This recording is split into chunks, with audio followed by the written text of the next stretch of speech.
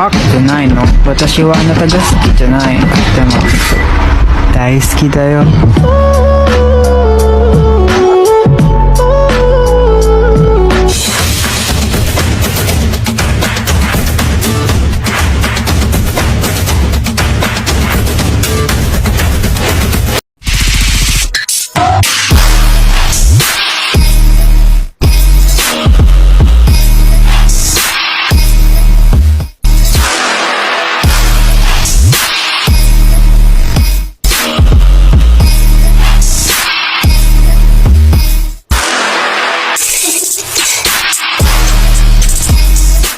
Bismillahirrahmanirrahim. Assalamualaikum warahmatullahi wabarakatuh. Di video kali ini saya dan rekan-rekan saya akan mempresentasikan materi sosiologi pedesaan dan perkotaan.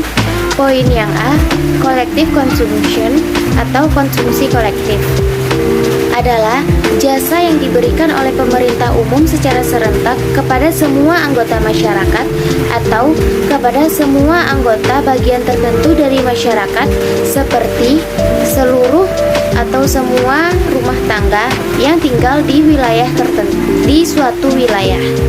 Konsumsi kolektif melibatkan orang-orang yang mengonsumsi atau menggunakan jasa dan beberapa barang yang secara khusus tunduk kepada pengaruh politik dan negara, karena sebagian dari biayanya disosialisasikan melalui subsidi pemerintah atau ketentuannya diatur secara khusus untuk mendorong kesetaraan sosial, atau lembaga pemerintah menyelenggarakan penyediaan layanan. Konsep ini merupakan inti dari teori sosial perkotaan neo-Marxis yang dikembangkan pada tahun 1960-an dan 1970-an. Dan pada tahun 1980-an, beberapa ahli teori berpendapat bahwa proses konsumsi kolektif secara unik menentukan ruang lingkup studi perkotaan dalam masyarakat industri yang sangat diurban. Dan argumen ini pun ditolak karena terlalu membatasi sejak tahun 90-an. Dan beberapa bentuk konsumsi kolektif yang lebih tua dan lebih langsung seperti perumahan umum juga menurun kepentingannya.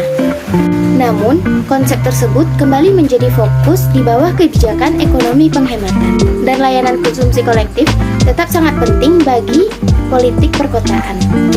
Sekian materi yang dapat saya sampaikan. Materi selanjutnya yang akan disampaikan oleh rekan saya. Terima kasih. Baiklah, saya akan melanjutkan materi dari rekan saya yang poin B, The Urban System atau sistem perkotaan. Sistem perkotaan adalah sistem gabungan iklim mikro, transportasi, pasokan listrik dan air, dan manusia yang saling berhubungan. Riset sistem perkotaan menawarkan wawasan tentang efisiensi, keberlanjutan, dan ketahanan perkotaan, memanfaatkan peluang yang muncul di load data besar pembelajaran mesin dan komputasi. Menurut Pratt, sistem perkotaan adalah kumpulan komprehensif kota-kota yang saling bergantung melalui fluktuasi ekonomi, difusi dan pertukaran informasi, serta arus barang, modal dan manusia. Kota-kota yang merupakan dari bagian sistem semacam itu tidak tumbuh, mandek, dan merosot secara independen satu sama lain. Sebaliknya, mereka berubah sebagai respon terhadap pertumbuhan atau perubahan di kota lain. Sekian materi dari saya. Baiklah, saya akan melanjutkan materi dari rekan saya yang kedua, yaitu urban planning atau perencanaan perkotaan. Perencanaan perkotaan adalah perencanaan tata ruang yang mencakup segala aspek kehidupan dalam masyarakat. Pendekatan yang digunakan dalam perencanaan kota yaitu pembuatan gambaran pola lingkungan fisik yang ada dan hubungan ke ruang kota dengan fungsi yang saling berkaitan.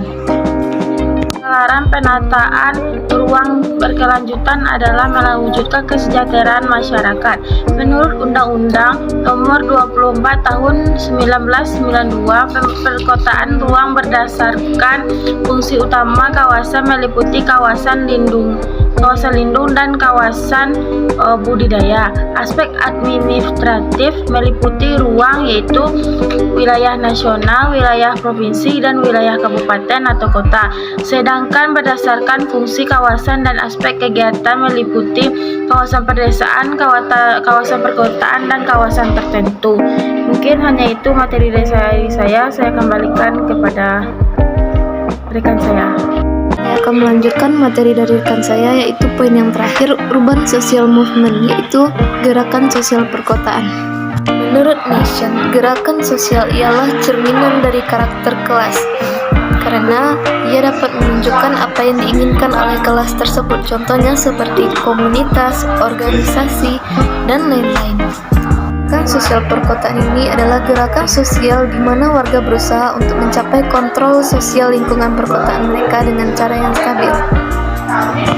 Studi sosiologi tentang gerakan perkotaan muncul setelah Mei tahun 1968. Pergerakan perkotaan cenderung menggunakan serangkaian jenis tindakan yang relatif stabil. Repertuar aksi yang ditemukan dalam gerakan urban sangat tumpang tindih dengan repertuar aksi gerakan sosial lainnya. Namun beberapa hal khusus untuk pergerakan perkotaan. Yang pertama yaitu pemogokan sewa, jungkok, dan pengembangan rencana tata ruang. Mungkin itu saja penyampaian dari kelompok 3. Terlebih dan terkurangnya kami mohon maaf. Assalamualaikum warahmatullahi wabarakatuh.